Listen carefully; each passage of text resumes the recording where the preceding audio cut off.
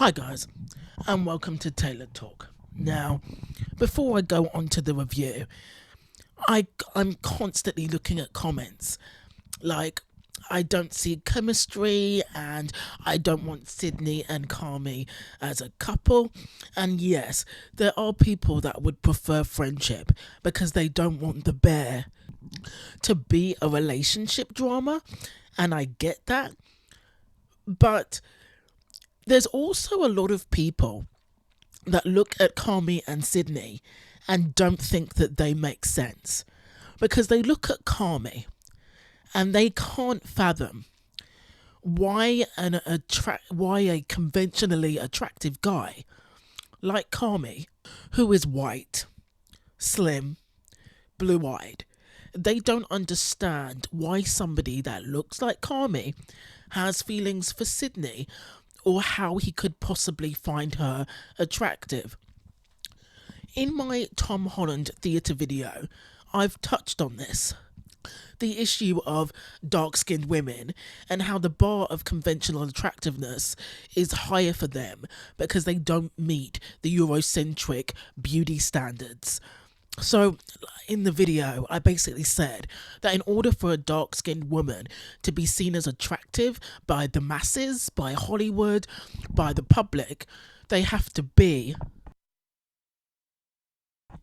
a Lupita type, a Kerry Washington type, a Kelly Rowland type, or a Nicole Bahari type to get any type of recognition or fan approval. And because some, not all, some people don't find Sydney attractive and they're deliberately ignoring all the chemistry, and they just say that they don't have any chemistry, not because it's true, but because they don't want Carmy to date a dark-skinned woman. They don't want to see that type of interracial dating on their screens. And I stick by that view. A lot of people are uncomfortable, especially if they have a crush on Carmy.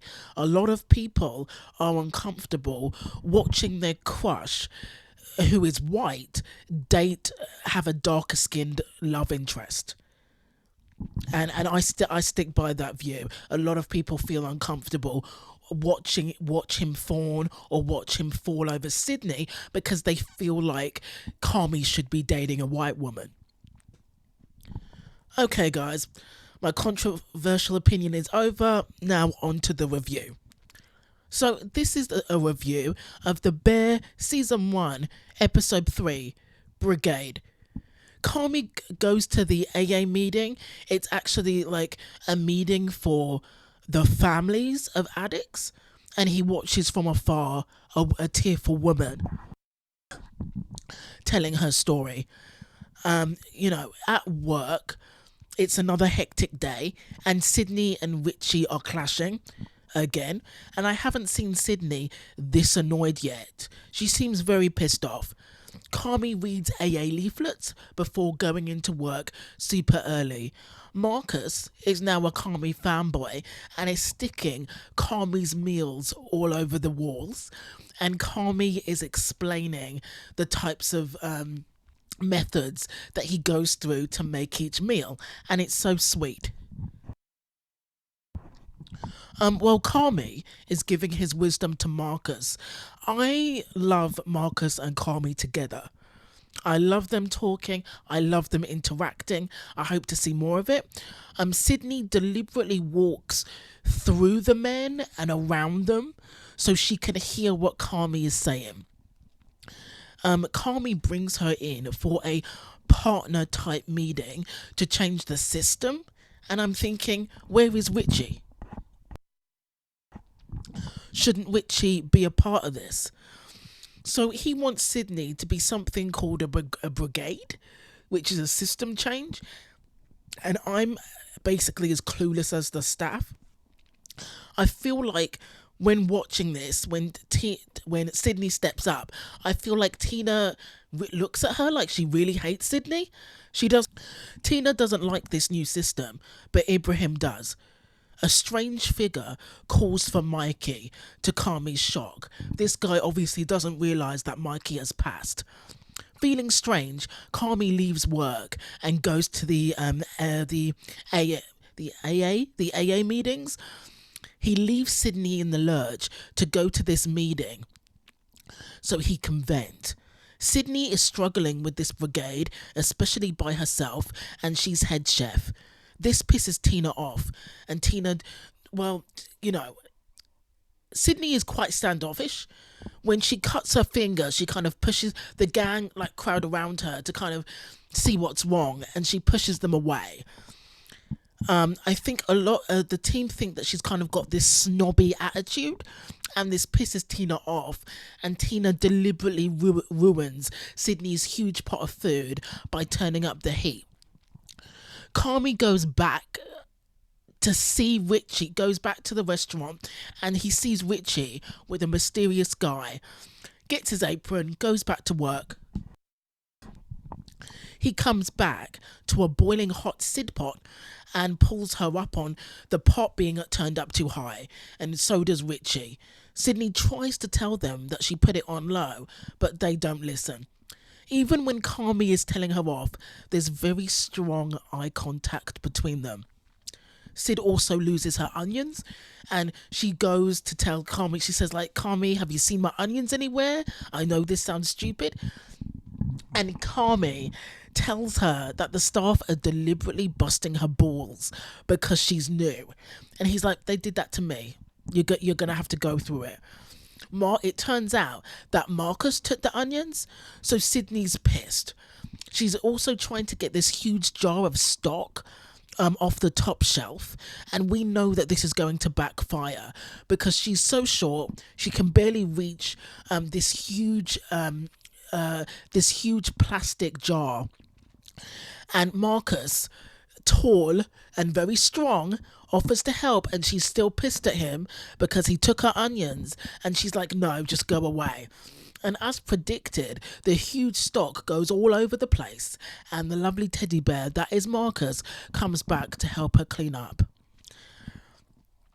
As Sydney's washing her finger, her finger's cut, so she's washing her finger, and I'm thinking, Tina, you screwed up a lot today, as Tina is cleaning in the background. Sydney is exhausted, she's demoralised, she feels like shit, and she feels like nobody has her back. She takes a well-earned break. Okay, and Carmy comes outside the back and gives her a plate full of lunch. Okay, and that's really cute. It made me just go inside because it's a really sweet moment. They admit that bookkeeping on Carmy's side and the brigade on Sydney's side is a mess.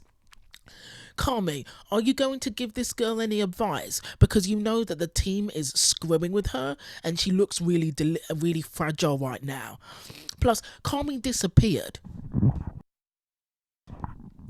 And Sydney had to hold down the fort by herself with an antagonistic team that are making it clear that they don't like her. And Carmy really needs to be there for her right now. Sydney raised a good point about the staff acting like trash, but I'm going to go on to a rant.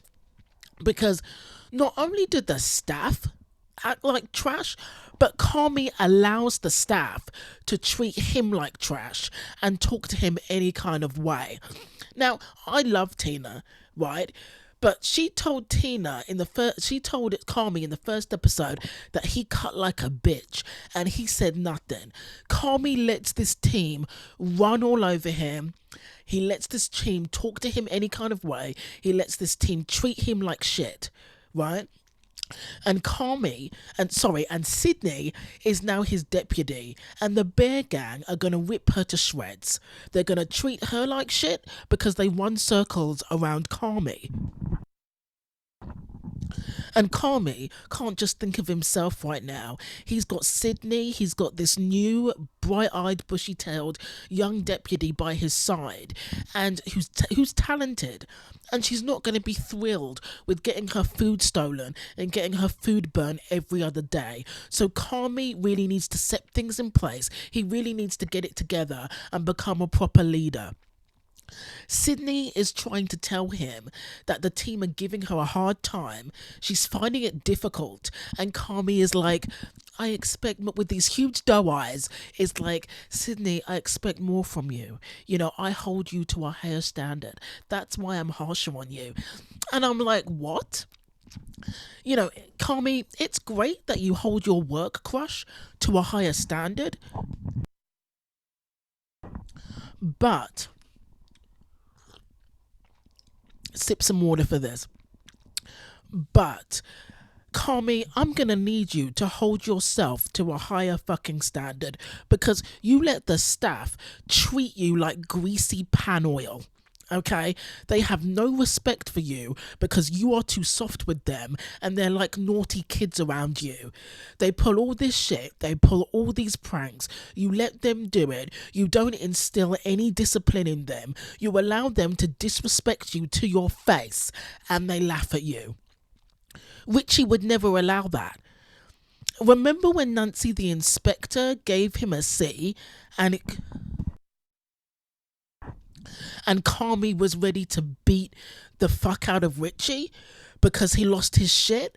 I need Carmy to harness that C grade energy, and I need Carmy to start letting everybody know whose place this is and let everybody know who's the boss around here. Because the staff are just wiping their shoes all over him and he needs to get into alpha mode. That's the only way that they are going to respect him and Sydney. Carmy, when you're gone, Sydney is your right hand woman, and when you're gone, all the Bear Gang do is project all that chaos and all that bad behaviour onto Sydney, and it's not fair. It's not fair on her. She's a new member of staff. She's eager. She wants to learn. She's talented. She could go somewhere else and get treated better and get paid a hell of a lot better. But she's sticking with you. And Carmy, you need to treat her better. And the staff need to treat her better. And it's up to you, Carmy, to set the pace for the staff. It's up to you. No head chef takes that kind of shit. I don't know why Carmy is allowing this gang to just drive all over him. You know, and she's telling you about her problems, and you're just saying, oh, it is what it is, you know, oh, they're gonna haze you, oh, it is what it is. And it's like, Carmy, you're her boss. You're supposed to have her back, for God's sake. You're supposed to stick up for her. You know, when she told him about the onions, he just lazed around in the chair and was like, well, you know, you're getting hazed. It happens. I went through it. They're going to bust your balls. You know, let it just happen. And it's like, Carmy, you could put a stop to that shit. If you put your foot down and put a stop to it, they'd stop hazing her and stop making her life difficult and making the restaurant's life difficult. You know, if you put your foot down, they wouldn't act like 12-year-olds. Sometimes I don't think Carmy realizes the power that he has. You know, Carmy just tells her, you know, I'm your boss. You know, that's your job to listen to me at all times. But Sydney rightfully points out that they're supposed to be kind of like sergeant deputy relationship, but he doesn't treat her like an equal. He doesn't listen to her at all. And when she points out that he just left and dropped her in the shit with this brigade business, Carmy confides in her about the addict's family meetings, telling her that his brother Mikey, the former owner, was an addict. She then says that's way too personal, then pauses and adds that she was just fucking with him. This laugh, this joke, eases the tension between them. Afterwards, Carmy gets missed calls from Sugar, and Carmy is reminded by his sister that it's Michael's birthday, and he goes to the beach alone to think. Comments.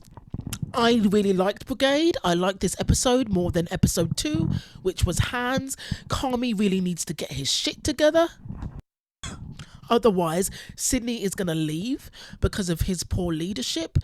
You know, in the conversation, the last conversation they had, she's trying to explain everything, and Carmy is like, "I am your boss. I am your boss. Do what I say. That's your job." And what he's saying to her may be true, but it's not helping Sydney, and it's not giving her any solutions, and you're not problem solving.